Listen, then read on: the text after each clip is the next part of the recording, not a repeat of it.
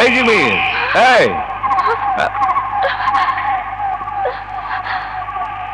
শোনো, আমি বুঝতে পেরেছি তুমি আমাকে নিয়ে কি চিন্তা করে ভয় পেয়েছ, কিন্তু না, গরিব হলেও অমানুষ আমি নই।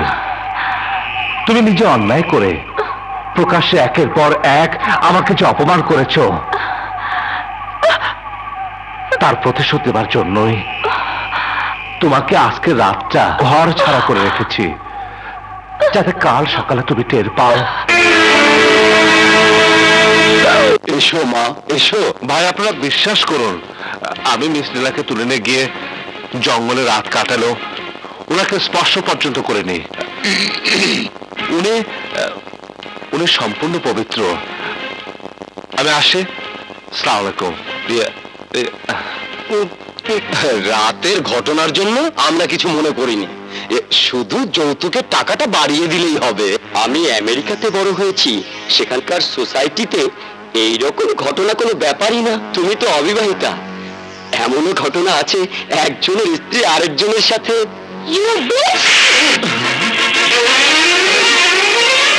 আমার বাবার টাকা আছে বলে আমি যার সাথে রাত কাটালো তোমার কোনো আপত্তি নেই না? আমাকে বোধ করার স্বপ্ন ভুলে গিয়ে নষ্ট মেয়েদের দালাল হয়ে থাকো। যাও, বেরিয়ে যাও। Get out from here, out. আপনারা বসে আছেন কেন? বেরিয়ে যান বলছি। চলো। নীলা, এটা তুই একটা কাম করলি মা। আমার সোসাইটিতে যখন এই কথা সবাই জানবে, তখন তুই কর আমার মান ইজ্জত থাকবো না যাইবো। তোমার মেয়ের জীবনের চাইতে তোমার কাছে সোসাইটি বড় হলো পাপা। বেশ, তুমি তোমার সোসাইটি নিয়ে থাকো।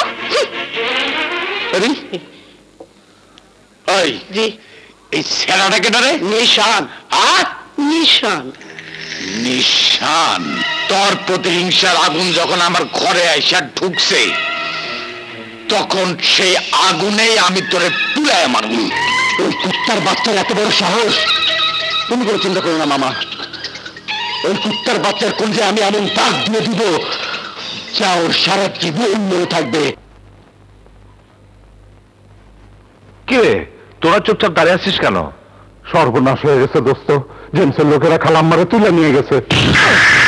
ওই জ্যাম শোয়ের বাচ্চা, আজ আমি তোকে জ্যান্ত কবর দেব।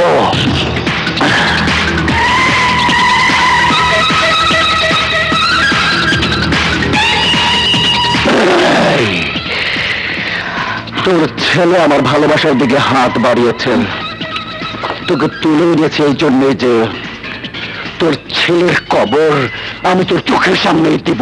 এই হারামি দল, তোর আমার ছেলেকে চিনিস না, তোদের হাড় মাংস এক করে ও ঠিকই আমাকে উদ্ধার করে নিয়ে যাবে।